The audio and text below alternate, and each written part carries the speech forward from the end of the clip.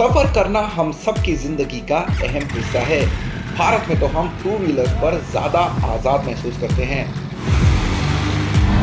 पिछले साल हमें बाजार में कुछ शानदार वाहन देखने को मिले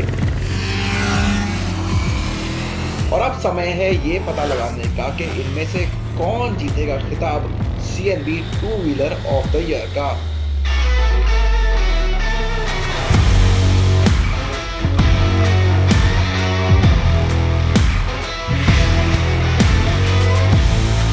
बुध इंटरनेशनल सर्किट हमारे ट्रेडिशन का एक हिस्सा है, सिर्फ इसलिए नहीं क्योंकि ये एक बेहतरीन ट्रैक है और यहाँ बहुत सारी फैसिलिटीज हैं, पर इसलिए कि ये यहाँ पर सुरक्षित, कंट्रोल्ड और सेफ एनवायरनमेंट है टेस्टिंग के लिए। कार एंड बाइक अवार्ड्स की 2022 जूरी मीट में आपका स्वागत है। मैं हूँ Gul Panag. Scooters, computer motorcycles, adventure bikes, performance super bikes और प्रीमियम स्कूटर्स भी। इस साल के नॉमिनीज में बहुत सारे वैरायटीज़ हैं और हर बजट और ज़रूरत के हिसाब से आपको कुछ ना कुछ मिलेगा दुनिया के सबसे बड़े टू व्हीलर मार्केट में।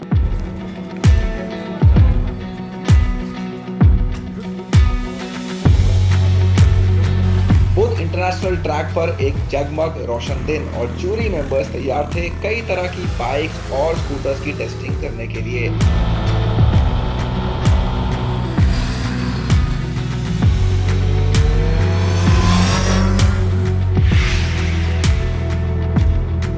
स्कूटर्स और मोटरसाइकिल जूरी राउंड के कुछ मेंबर्स को अब मिल चुके हैं, अब बाकी सबसे मिलिए।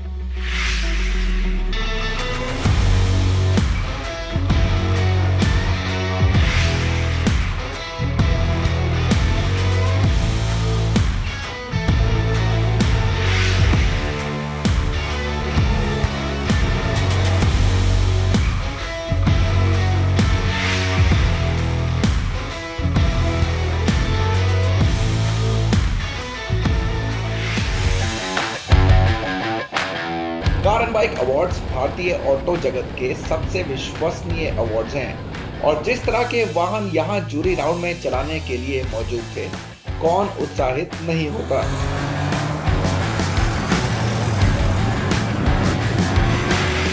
मार्केट के एंट्री लेवल सेगमेंट में सबसे ज़्यादा मुकाबला होता है।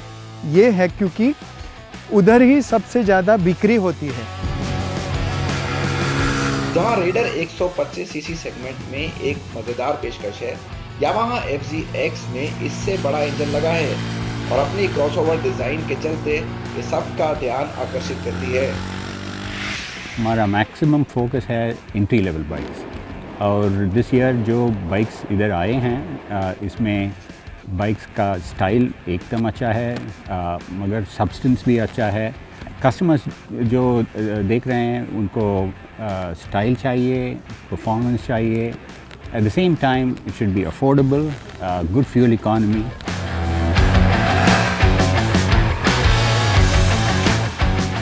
तेजी से बढ़ते स्कूटर सेगमेंट में भी कुछ ऐसा ही है, ज्यादा ताकत, बेहतर तकनीक और कई सारे फीचर्स।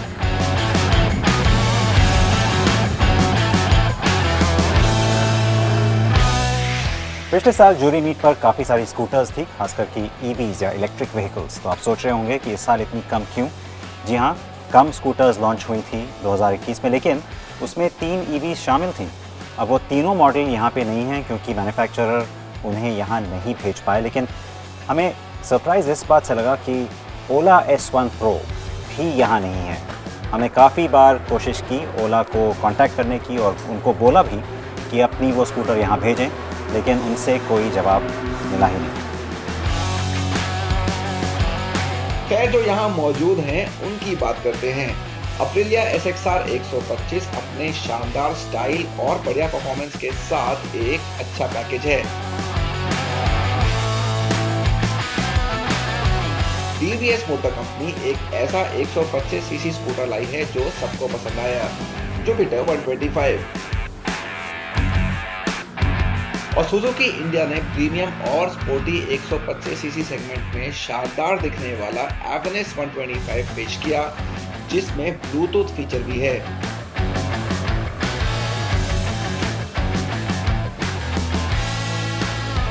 और फिर था यामाहा एरोक्स 155 परफॉर्मेंस स्कूटर। इसके 155 सीसी इंजन को देखते हुए जूरी के सभी मेंबर इसे चलाने के लिए बेकरार थे।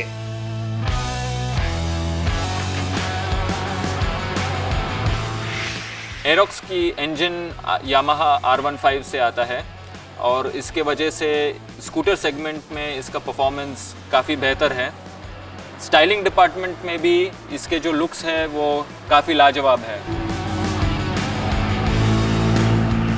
कार बाइक अवार्ड्स में इस बार पहली बार दिखा एक प्रीमियम स्कूटर। यहाँ मौजूद था BMW C400 GT।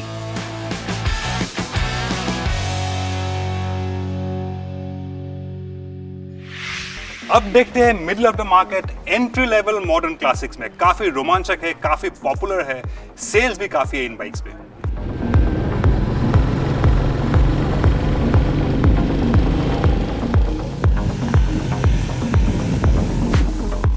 इस साल हमारे पास है नई रॉयल एनफील्ड क्लासिक 350 जिसको मुकाबला दे रही है Honda CB 350 RS।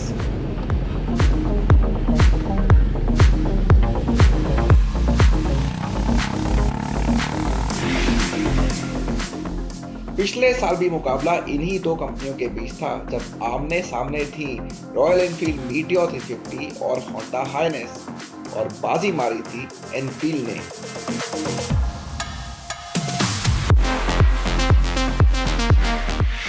Modern classic segment की अपील और कंफर्ट और एटीट्यूड बहुत पॉपुलर है, लेकिन जो एडवेंचर सेगमेंट है वो बहुत ही जल्द कैच अप कर रहा है और मॉडर्न क्लासिक सेगमेंट की काफ़ी वॉल्यूम्स एडवेंचर सेगमेंट में शिफ्ट होती नजर आ रही हैं। एडवेंचर का मजा केवल ऊंचे सेगमेंट्स में ही नहीं था। एंट्री लेवल एडवेंचर बाइक्स भी हाल ही में देश में काफी लोकप्रिय हुई हैं।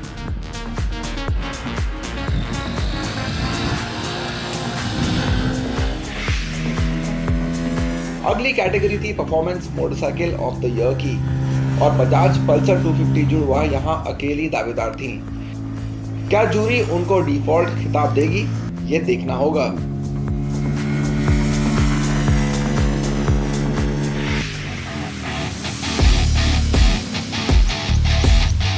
अब चलते हैं और बड़ी बाइक्स की ओर और शुरुआत करते हैं premium sports motorcycle of the year की कैटेगरी से। यूरोप की कुछ शानदार litre class naked bikes track पर अपना जलवा दिखाने को तैयार थीं। डुकाटी स्ट्रीट फाइटर V4 और ट्रायम्फ स्पीड ट्रिपल RS बढ़िया लैप टाइम्स का वादा कर रही थीं।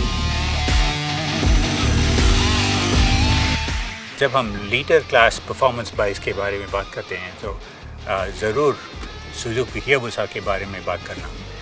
This is one ultra high performance machine. ये तो एक स्पीड आइकॉन है। वो यूरोपियन लीटर बाइक्स और ये सुजुकी हायाबुसा सब हमारे जो एक्सपीरियंस है आज ट्रैक में, it is super high performance day.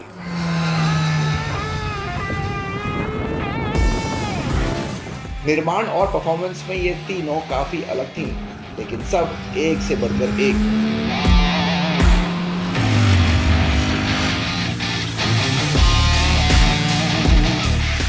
हर एक ब्रांड का उन्हीं का एक क्वालिटी रहता है। इट्स ऐसे नहीं कि एक ब्रांड दूसरे ब्रांड से ऊपर है या एक ब्रांड नीचे है। जापानीज़ का रिफाइनमेंट बोलो, आपको जो गाड़ी चलाते हो तो आपको पता नहीं चलता कि आप हायाबुसा चला रहे हो। It feels like 200 CC bike. और जैसे इटालियन चलाते हो तो वो ज़्यादा रॉ फील करता है और उसका साउंड अलग रहता है एंड उसका फील ही अलग रहता है। And then British again like you said, उसका naked feels to you know refinement is different. तो हर ब्रांड का उन्हीं का एक स्टैंड आउट एरिया है। And then I think they are all doing great.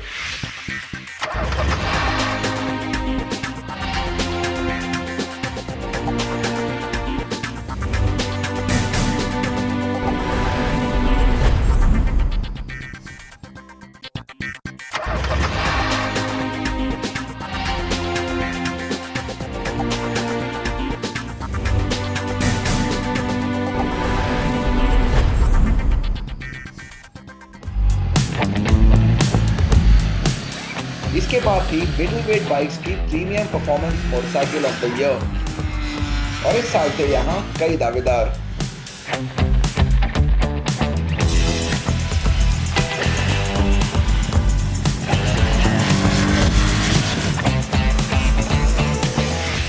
ये कैटेगरी बहुत ही रोमांचक बन गया था with strong contenders like the Ducati monster, the Triumph Trident 660 and the Honda CB 650R।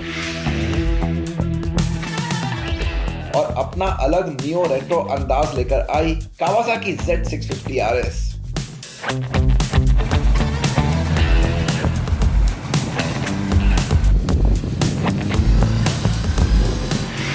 अब देखते हैं मिडिल वेट नेकेड सेगमेंट में हमारे पास ट्रायम्फ ट्राइडेंट 660 है, होंडा CB 650R है और Kawasaki Z650 RS neo retro naked भी है, लेकिन नया डुकाटी मॉन्स्टर भी है।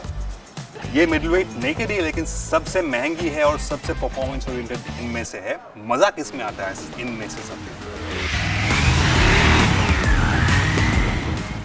अब बात प्रीमियम एडवेंचर बाइक्स की।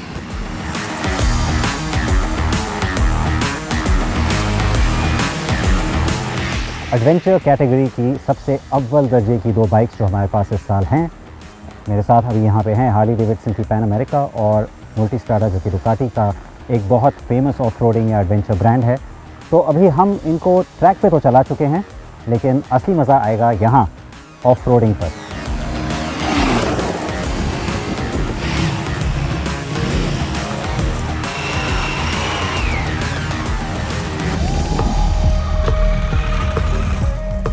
तकनीक से भरी हुई मल्टीस्ट्राडा V4 में फीचर्स की कोई कमी नहीं, लेकिन हार्ली डेविडसन की पहली एडवेंचर बाइक को हराना आसान नहीं था।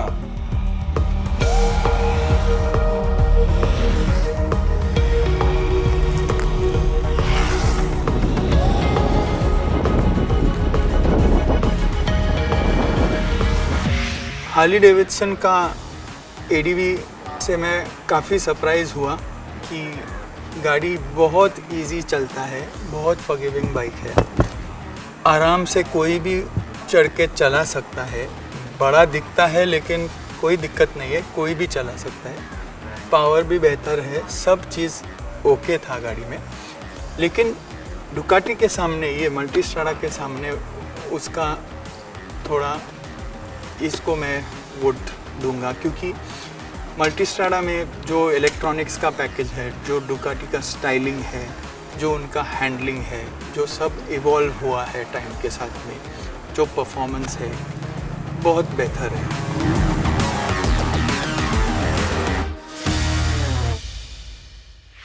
बीस टू व्हीलर, 9 कैटेगरीज, ये जूरी के लिए आसान काम बिल्कुल नहीं है।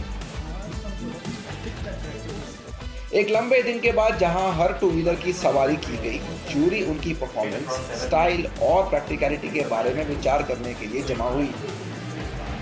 हर वाहन को कई तरह की रेटिंग दी गई, जिसने हर दावेदार को कुल स्कोर पाने में योगदान दिया। हमारे टैबुलेटर ग्रांट थॉर्नटन ने पूरे क्रम पर कड़ी निगरानी रखी और हमने चुने हर कैटेगरी के विजेता और two wheeler of the year.